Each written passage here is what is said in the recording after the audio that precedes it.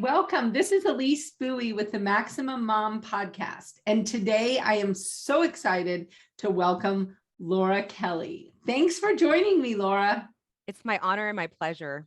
Oh, I'm just thrilled to have you. And of course, we're starting late because Laura and I were just yibber-yabbering about all the things. And so I can tell that we have so much in common and we share a lot of the same thoughts about things we're dealing with. Well, first, I really just want to let you know about Laura. Laura, I found through her work as the Joyful Attorney, and I took a recent course she did, and it was super eye-opening for me about how I could bring more joy both into my life, but also into my practice as a lawyer. Laura, can you just tell us a little bit about your work as a Joyful Attorney before we go on? Yeah, absolutely. So essentially, I'd been an immigration attorney for 8 years, an attorney now for 15 years. And over the course of the last couple of years, I had noticed how many of my colleagues were burned out, overwhelmed, stressed out, and having really poor boundaries with clients and colleagues. So about October of last year, October 2020, I really decided to establish my niche as a life coach for attorneys because I saw this great need for just assistance, but real assistance. We're seeing in our profession so many, courses and classes on mindfulness and wellness, but not a lot of real usable information that we could, hit the ground running to actually make our lives better. So I decided to do a course that started in December of last year, and I've just been creating new courses to, really focus on the needs of attorneys in this world. And, I realized that so many people are leaving the practice of law, and that is not what I personally want to see. I think lawyers are so important to civil rights, to justice. And I think most of us went to law school because we had a calling to do something that we were passionate about, and that is justice.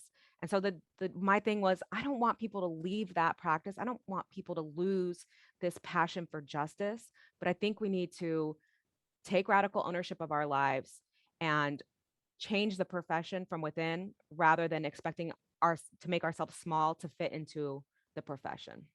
Oh, I just love that. And I love the idea of radical ownership of our lives. We are going to talk about that, but I have to go back. I always like to start these podcasts. Please tell us what your family looks like.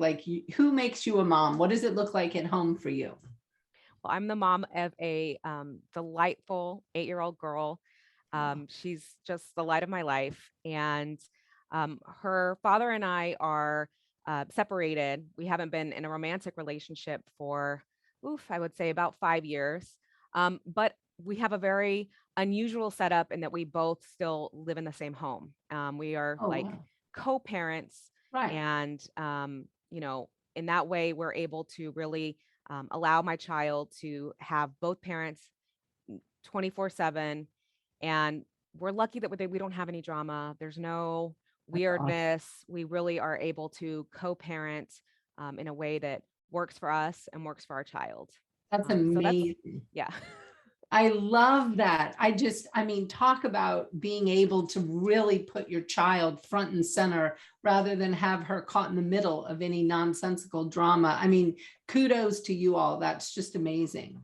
Yeah, it can look a little, it can look really unorthodox. So, in my last relationship, we had, my boyfriend over for Christmas, unwrapping presents with with my husband, essentially.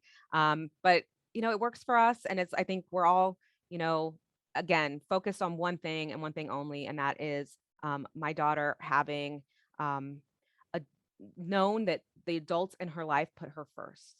Absolutely. That's what matters. That's all that matters. I mean, all the rest can be explained and she can understand. And it's just, I think it's amazing. I say really kudos. I mean, I was talking to somebody recently, they were asking me about nesting. So it's a little bit different, when people go in and out of the same home, but they go stay like in an apartment or something. And even that can feel unorthodox for some couples, but sometimes it works great, to be able to co-parent and keep the child in the home that they've known and just keep things kind of the status quo. So I think it's awesome. I mean, I think it's awesome. Oh, sorry. No, go ahead. I just want to make a caveat. Like, I think it's awesome if you are able to, be amicable. And Yeah. I'm fortunate in that my child's father and I are just amicable. We really are good friends and we care about each other and we care about our daughter first and foremost, but there's no drama. Nobody has any personality disorders. So that works for us. But I know, your mileage may vary. Not everybody's going to have that kind of peaceful relationship with their child's parents. So, Absolutely. Well, being able to, I think, create a nuanced solution that does work specifically for your child. I mean, what else can you do as parents? You all are maximizing your roles. I call it like co-CEOs of Team Child. I mean, You all are both doing everything you can to maximize your child's success. And it is, I mean, as a divorce attorney, I can say, kudos 1,000,000%. Like, I mean, you all are just rocking the dickens out of that. So, I mean, it's awesome. Well, let's talk about, when you talk about radical ownership of our lives, I mean, I could not love that just idea more. I mean, what does that look like to you? For me, it looks like stepping out of the role of victim and stepping into an empowered sense of self. Right. And that means not pointing the finger, not laying blame, not condoning necessarily bad things that have happened. It's not condoning our trauma. It's about just understanding this is our life. We've got one life. And so we can either spend it in that victim role, which if it's, an old, well-worn belief system, it can be really hard to step out of, or we can, be a survivor and live from that sense of, I make my choices. Yeah. There's no obligations in this world. None. Right. We like to say, I have to do this. I have to do that. You don't have to do anything ever. And when you can really step into that, that's the ownership of your life. Like, I'm choosing this. I'm choosing this. I love that. How in the world did you get this mindset? Like, where, I mean, have you always had it? Has this evolved over time? Like, tell us about that. Oh, absolutely not. I was the ultimate victim. No, I was, my parents divorced when I was, under 2 years of age. I had abandonment issues. And so it's not my fault that I acted the way that I acted out well into my 20s and 30s. And why couldn't I have like stable relationships? No, it's always somebody else's fault. No, I definitely did not have this mindset. This has been in the last several years. And I got it through a combination of things. I want to say coaching has been fundamental, which is why I became a coach. Right. I think that when you have this process in your life, when you have an objective person who can sit with you and go through your statements and thoughts and allow you to see them, like see your mind, what's your mind doing? It's just so powerful. And that to me has been extremely important. The other part of it is meditation. I feel that mindfulness meditation really allowed me to get the space to see my thoughts and my emotions and my reactivity, my actions as coming from those emotions. And then also therapy. And, I also take an antidepressant, which has really helped in the last couple of years getting a good antidepressant that worked on my anxiety. So all of those things in conjunction work to get me where I am right now. And I wouldn't take out one single piece. They're all fundamental. That's amazing. Well, when you talk about the coaching and the understanding your mind, did you do work kind of around the whole thought model? Yes. Okay. That is it. It's the thought model. I mean, that to me, when I learned about the thought model, I was like, boom, that's the secret to life. I, I mean, girl, like I 100% agree. And I literally harass the universe with it. Like my team, my kids. I mean, I'm always like, if I had learned that in my 20s, like I can't even imagine where I'd be right now if I had learned that early. So I feel almost like a Baptist preacher, like about Yes. sharing it. I always am out there evangelizing about the thought model. I mean, tell us, like you explain what how you use the thought model. Do you kind of eavesdrop on your thoughts? I really use an embodied perception. So whenever, because I feel like I have a lot of anxiety. I have a lot of I'm a very emotional person. So, Mhm. and that's all in the body. Yeah. So whenever I start to feel, these vibrations, I try to go inward. And which has been a tough thing. I used to be a very disembodied person, didn't want to go in there, didn't want to see what was working. That is a scary place. But now it's a very warm place. It's a very safe place. And so I just go and see where is what I'm experiencing. Where am I feeling it? And I go there. So, and then I'll go through, okay, like you said, I believe myself to be an evangelist in this way as well. And I use this with my daughter. So when she says something, she's feeling a certain way, I ask her, are you having big feelings? Where do you feel it in the body? So I use the same kind of tools with her. And then I try to get her to recognize that, she's having thoughts Mhm. about the circumstances rather than the circumstance making her feel the thing that she's feeling. So Right. I'm not coaching my daughter per se, but I'm certainly opening her up to this idea that it's not our circumstances that cause our emotions or our results. It's our thoughts about our circumstances. Absolutely. Well, I spend so much time. I actually call my mean girl in my head Eloise because I had to name her.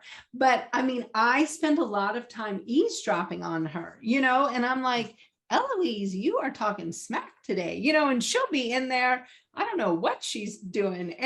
But if I can really stop that and really step back, I'm like, well, Eloise, that is not even true. Like, where did you come up with that? And then I have to kind of clap back on her and really tell her, like, oh, no, that's not actually the real deal.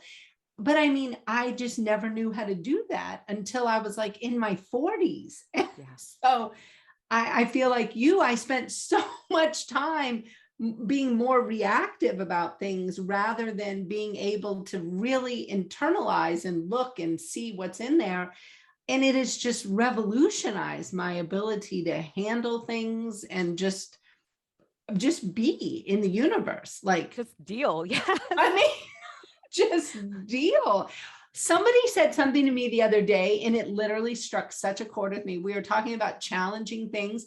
And she said, Elise, I think you might want to consider your challenges as dance partners. I mean, the strangest but most little thing, to think of your challenges in a way as a dance partner and to think of how you can choreograph a million different dances, to look different ways. But it was Oh, I love that. really, I did too. I loved it. And so now, I mean, literally the other day I said something, I was like, well, I got to get this tango going. And my husband was like, what are you talking about? I was like, just don't worry about it, honey. We're gonna learn to merengue I was today. like, we are on this. And so, but I mean, just that little flip, being able, instead of seeing a challenge in a negative light or as, oh gosh, woe is me, I'm like, oh, fun, a new opportunity to create a new dance and figure it out. And it sounds so simple, but I mean, it's kind of life changing when you can look at these things from a different perspective. Because don't you find challenges are everywhere, no matter how joyful we are, like they happen. Like, Constantly. I was yeah. saying this last weekend was the first weekend I've been home since September. So and I don't have a cleaning person. So I had to, I spent all Right. Saturday cleaning. And yeah, I mean, look, I remind myself always that life is 50-50. That's what my coach or my teacher taught me. Life is 50-50. It's not meant to be all sunshines and rainbows. And part of the human condition is experiencing negative emotion. Like, I want to feel angry at injustice, right? I Right. want to feel angry by, you know, some of the things that happen in this world. I want to grieve losses. Right. I want to feel those things. I don't want to be all even keel and happy all the time. I hate that, what is it, that toxic positivity. Like, Totally. we're not pretending to be happy. We're not white knuckling our Oh yeah. smiles, No, like, I have a rich emotional tapestry that Me makes me who too. I am, Yep. So it's not supposed to be 50-50. But when I sense myself getting angry, when I sense myself triggered, which is a lot, I'm triggered a lot. I have a lot of thoughts about things. Yeah. Um, I have to, like you said, I stop myself. I see where is this? And I think about, okay, what's happening for me? What's happening here? What unmet need is being triggered for me? What are Right. my thoughts about this? Like, am I, and the best thing right now is I just reread Eckhart Tolle's A New Earth and The Yeah. Power of Now. For some book clubs that I'm in. Mhm. And I was listening to A New Earth, and he talks about the idea of the ego. And when somebody criticizes you, just allowing yourself to be diminished, like, not yourself rather, but your ego to be diminished. Mhm. And I'm someone who I feel is somewhat sensitive to what I perceive as unfair criticism, which most criticism to the ego is unfair, um, unnecessary.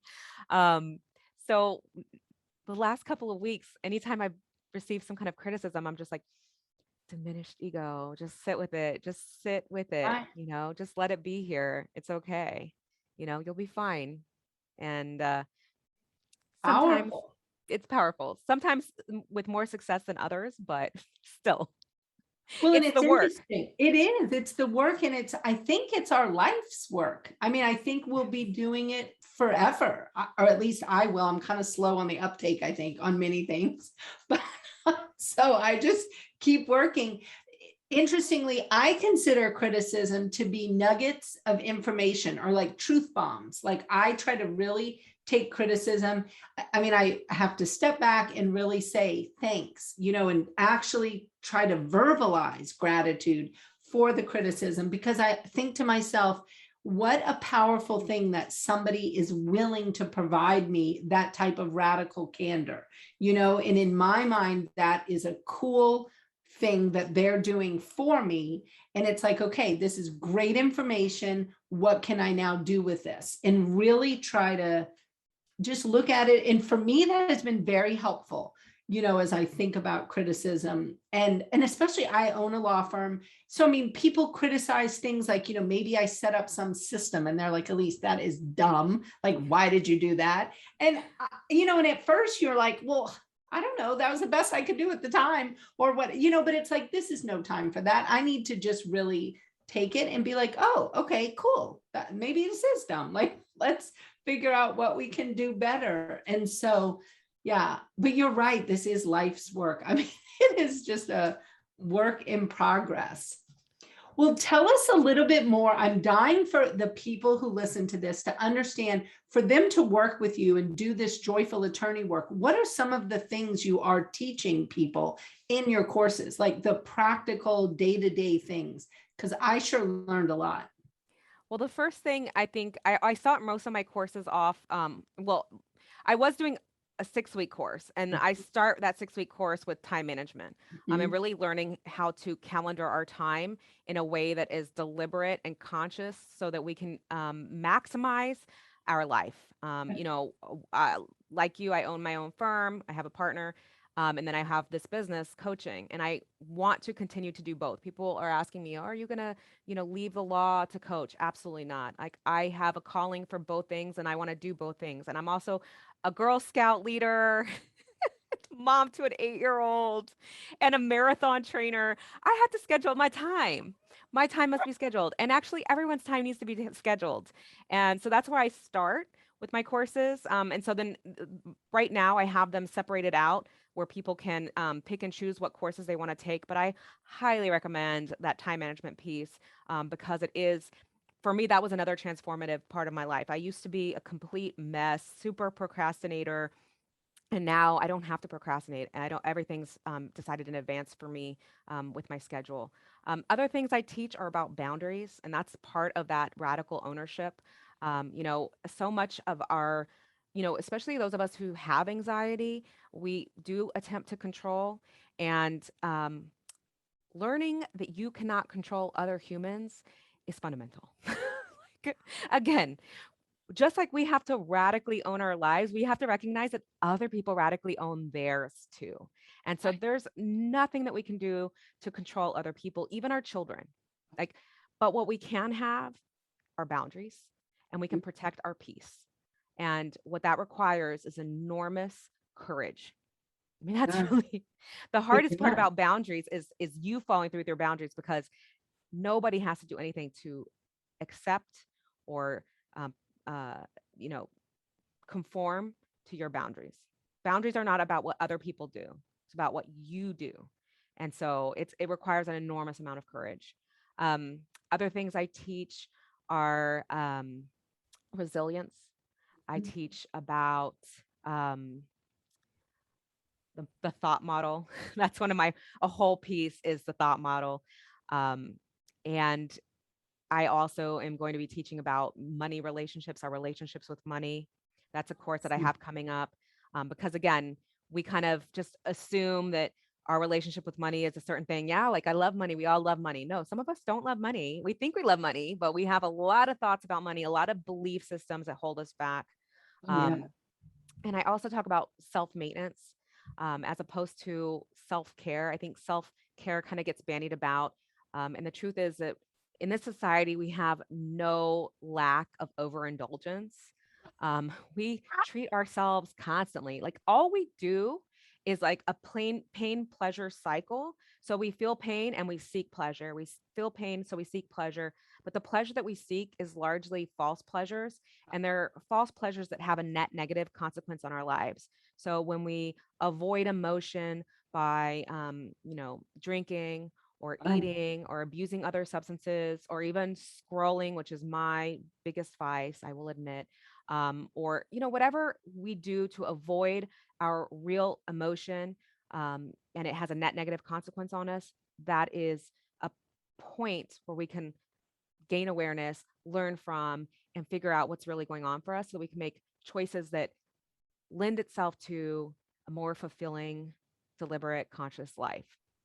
Uh, I just love this. I mean, I just loved your course. I mean, the calendaring was like kind of game changing for me. The thought about, because you were like, you need to put on your personal things first. Yes. Like, hello, that seemed, I mean, it doesn't sound like earth shattering, but I never had done it that way. I always would fit in things, wrong way to do it. And now I'm the exact opposite. I do my personal things first. They get put on every month and there's no budging them. Like they're non-negotiable.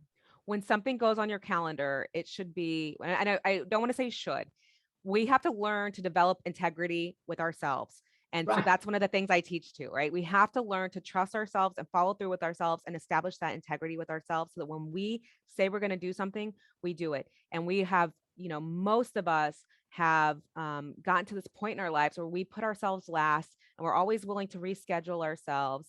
And again, this goes back to what you were saying earlier. We have this one life to live. That's it. And we need to enjoy it. It's going to be 50-50. It's not going to be all sunshine and rainbows. But at the same time, like if we are just working to survive, if we're not enjoying our life at all, then what are we doing here? And we Right. can't keep waiting for this future point when we will have the time to enjoy our life. Like it's available to us right now. So put it in your calendar. Don't be afraid of like overscheduling yourself or not being spontaneous. Like, if you want to be spontaneous, I say put a block of time. I'm going to be spontaneous. Absolutely. But put in your personal time. Like I have so many people say, I don't have time to work out. I don't have time to do this. I don't have time to, go to the spa. Whatever it is that you enjoy in your life, you have time for it. You're just Absolutely. not prioritizing that time. We have to make difficult choices. But again, we don't live with obligation. We don't live with have tos. Every single thing is a choice. And so I say, flip it. I choose not to do the things that I want to do. I choose not to Mhm. work out. I choose not to, prioritize my life. I choose not to go to the park. I choose not, everything is a choice. And just understanding that is so fundamental.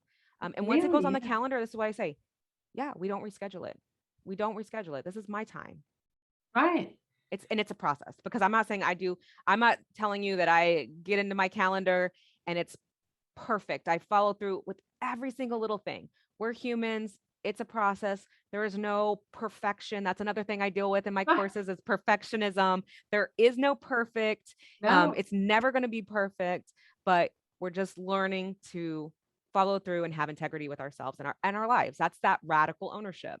It's so critical. I mean, you just like speak right to my soul. I mean, I recently read a book and it was kind of game changing. Now, I'm not a massive fan of the author. It's Dan Sullivan, and he's got some political leanings. I'm not a huge fan of, just whatever, but they don't always come out in his books. And this book in particular, it had to do with the gap in the gain and what you were talking about, perfectionism. This book literally just like slapped me in the face about, how we have goals and we're like, okay, we're going to map our calendar out and it's going to be perfect. Then the minute we fall short, we then look at it as we fell short, because that means we're looking at the gap from the ideal to what we're doing. Whereas if you're operating in the gain, you look behind you and you say, look where I've come from. Like I've Yes. made this progress.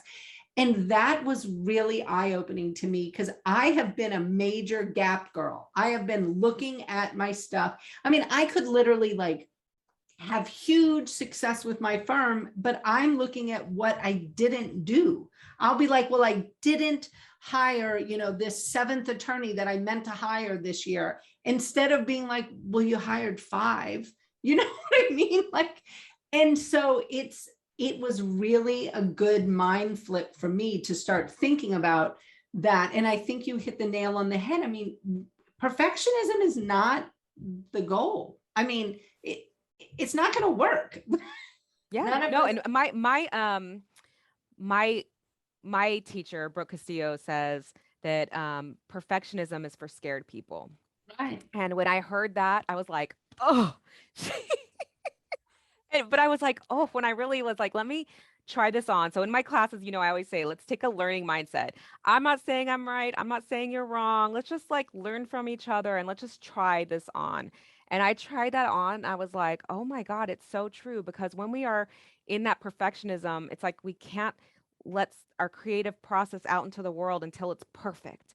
And so it Right. holds us back. We're scared of failing. And the truth Right. is, you as a business owner, this, to get to any success in our lives, it requires failure. Totally. And again, it's a courage to step up and fail. Like I'm going to fail. Like Cardi B says, I'm going to knock me down 9 times. I'm going to get up 10. Like, Exactly. I mean, think of all the learning, like you say, the learning mindset. Every time I fail, I get some really cool nuggets out of those failures. I mean, I'm able to really learn. And to me, then it becomes just another step on the path. Like I try to actually not even use the word failure. I'm like, this was step 4. And step 4 might have looked really messy. I mean, in my world, everything has to do with Cajun food. So step 4 is like a gumbo. And, oh my I'm goodness. just, My I'm like, family's Cajun too. yeah, Part of my family's Cajun. My mom did our genealogy. So anyways, that's just funny. Are you from Louisiana? I am. Yeah. Okay, so And so, part of my family's from Louisiana as well. yeah. And so, I mean, some of our greatest cooking adventures come from other failed meals. Do you know Yes. what I mean? Yeah. And so I just think of it like, okay, I'm just creating a gumbo with this chicken that went totally wrong for last night's dinner, but now it's going to be this amazing base for tomorrow night's dinner. And, it just is what it is. And so, yeah, I wish we could get more attorneys to take your classes. I mean, just the idea of joy and infusing joy in your day. I mean, I use this still. I mean, I'm so old school. I actually write out my daily schedule on a piece of paper, and on the bottom is Elise's joy. And I actually put in something joyful I am doing every day. And it can be silly things. So I do use my electronic calendar. I do use it, but I also, because I love paper, I love the feel of paper. I do I too. actually do have a paper calendar where I'll put the highlights, but I do the same thing. I have my daily gratitude. I have my affirmation, my manifestations, because, it may be old school, but I think there's something beautiful about taking the time to write it out. Write it out and say, this is what I want. This is like, it leads our day, it leads our life. And for me, I enjoy it. So I think so. It kind of sets my intentions in the morning. I don't know if you've ever listened to Ariana Huffington, like any of her books, the Thrive books, or she has some really interesting things. And she talks about that. And apparently there's a study showing that when you write it out actually by hand on paper, you are much more likely to make it happen. It truly does set your intentions even stronger. I would love to hear, you and I'll have to chat sometimes, if you listen to some of Ariana Huffington's books. I mean, I can send you some of them that they've been really helpful to me, thinking about like, how do we set our intentions for the day? And she talks about, like you did, about the scrolling, how we sometimes use scrolling through like Facebook or Instagram as like a little bit of a crutch, as part of our dopamine hit. It's dopamine, yeah, dopamine, dopamine. Yeah. Absolutely. Yeah. And she talked about, I could not love it more. She actually created a bed for her phone. So her phone gets put in a bed. It was like the most beautiful thing. So every night. I love this. This is like, I've taken so much from this. I love that idea. So she puts it in a bed and literally it goes to bed. She has a blanket and everything, and it sleeps all night so that she can start her day without it. I mean, really, you would love some of her teachings, I think. This is, that's the thing. It's like, I talk about prioritizing sleep, and truly for me, sleep is so fundamental for our brains. I'm just writing a podcast on our decision fatigue and how, when we don't sleep, our decision making is severely impacted. So there's a lot of reasons to sleep, but part of why we don't sleep well is because we're so addicted to our dopamine hits. Totally. And so if you are on your device all night, of course you're not going to sleep. Like your brain is just wired. I really recommend that wind down ritual, which now I'm going to take a look at this because I like the idea of that ritual of putting your phone to bed. We're humans. We love rituals. Right. But when we can have that wind down time where we're not getting that dopamine hit, then our brain has a chance to relax and we're able to go to sleep. That's, I think that's huge. It is. Well, and actually, Huffington has a book on sleep. I mean, I would encourage you to read that. I'm going to check this all out. Yeah. Tell me, what is the name of your podcast so my listeners can hear? Because I would really want them to check out your podcast. It's called The Joyful Attorney. That's what I thought. So easy. Yeah. So you can just search The Joyful Attorney. Yeah. I love and it's available on my website as well, on thejoyfulattorney.com. Perfect. Now, can people work with you one-on-one, or is it all through your courses currently? No, absolutely. I love doing one-on-one work. I think the courses are really excellent to kind of send those nuggets out and start to build this process. Mm-hmm. But having one-on-one is, it's the ideal way to kind of develop the things that I'm talking about. So I have an 8-week program. I prefer to do it every week so we can build that momentum, and we go through everything and anything that is at the heart of why we're not getting the results we want to get. And I think that's what differentiates, not that I think that's what differentiates, that's what I know differentiates coaching from therapy. Coaching is very results oriented. What are the results I'm getting now? And what are the results I want to get? So I like to think about it just like athleticism. Every athlete has multiple coaches, that objective viewpoint that helps somebody, achieve the results that they desire. And so that's what we do with coaching as well. You have a lot of moving pieces. It's Yeah. not just relationship or business or, food, whatever. Right. There's a lot of moving parts, but it all comes down to that fundamental thing, the thought model. Absolutely. It Yeah. always comes down to that. Always. Always. Everything. I mean, that's the thing that's so, I mean, it makes the Baptist preacher come out of me because it's everything. Like, But as an evangelist of the thought model, you know that when you say these things, people get resistant. So I imagine there may be someone listening here that says, no, right. my thoughts do not cause my actions, which, produce my results. Or sorry, it's not my thoughts don't cause my feelings, which drive my actions to produce my results. No, it's definitely my circumstances. This, and this has happened to me, and that's why I'm getting the result I want. And I want to say again, learning mindset, maybe, but can you try on that there may be a different way? And if you're not getting the result that you want, then are you willing to try something else on? Something that has been, fundamental for so many other people. Like for me, it was such a transformation. Like I was a miserable person. Like I have to say, I was a miserable person before coaching. And that one-on-one coaching, when I became a certified coach, I said, I may never actually be a coach, Right. but being able to be in this program and get this level of coaching from my peers and others, I was like, I'm in for that alone. And just having that one-on-one work, it's groundbreaking. Absolutely. Truly So is. yeah. Well, and I love your thought about maybe, I mean, I kind of look at what do you have to lose? Like if you're not getting the results you want now, I mean, why not try something else? You know what I mean? Like whatever's not working now. So let's just try something new. Yeah. The Buddha says, don't take my word for it. Right. Try it on to like see if it works. See for yourself. Like I'm not gonna, and I in my course I always say, fight me. Like, let's do it. Tell me, what is the problem that you think that you're having right now that is caused by the circumstance? Let's talk about it. Right. And I'm willing to hear other things because I don't think I have the, objective truth about the world or about other Right. people's lives. I don't give advice. My coaches, I don't give them advice, right? We work together to see our minds. That's really it. I want you to Right. see your mind. And so I don't have to be right. I'm not, I don't have to Yeah. be right. If you Wow. have to be right though, that's why I would urge them. If you have to be right, if I have to be wrong, is there another way? Right.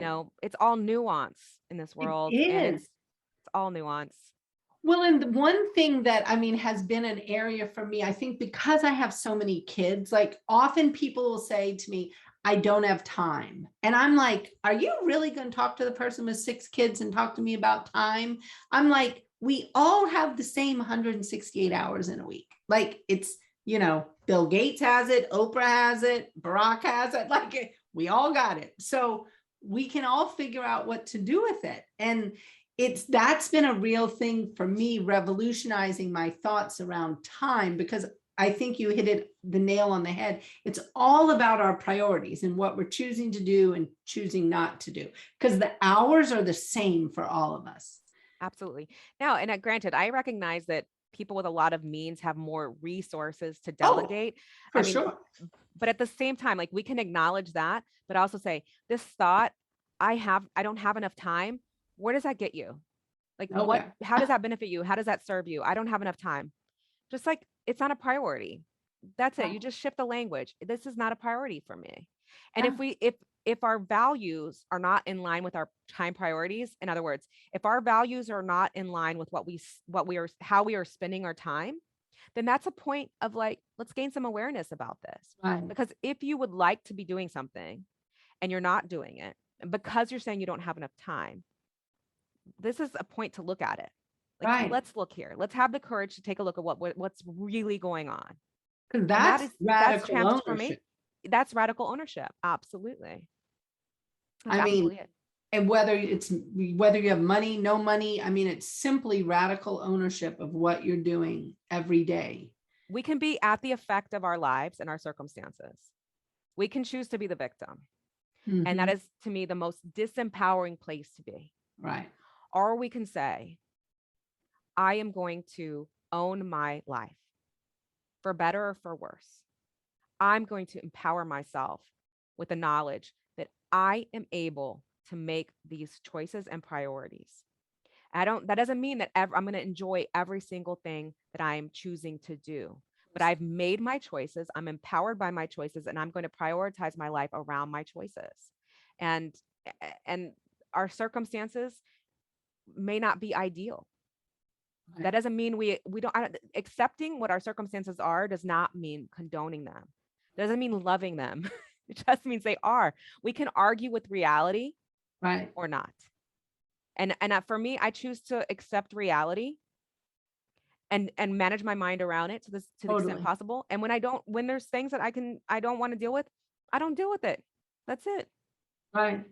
Radical What's ownership. interesting, I have a son actually in the Marines, and I mean, he gets put through some brutal things. Let me just say, it is not easy at all. And he's kind of in the hardcore Marines. And so he'll say, like, it is what it is. He's like, there's no reason for me to, be upset about what it is. He's like, it's just, it is.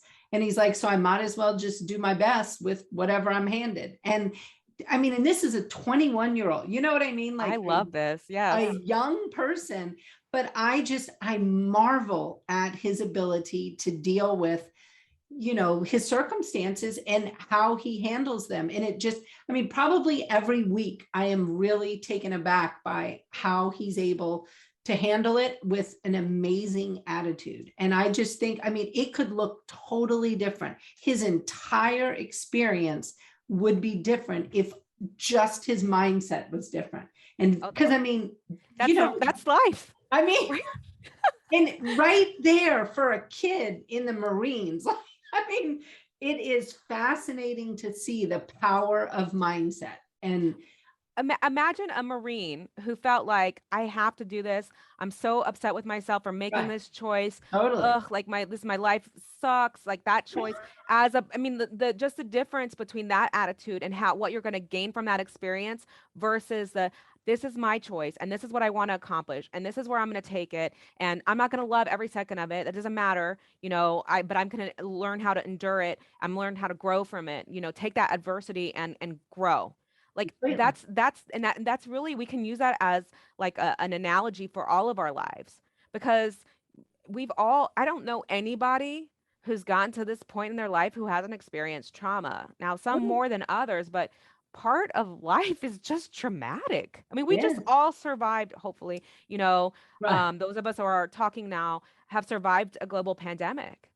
I mean, that's traumatizing. Absolutely. We have seen so much stuff. I was thinking about it, about my mother's generation, um, and the Vietnam War. And I was like, we've never gone through sitting here and being drafted, or being worried about, there's a lot that other generations have dealt with. I mean, older generations have. I personally have not. But I remember, there's so much trauma and generational trauma that we Totally. carry with us. And, you know, there's nothing we can do about it. It's already happened.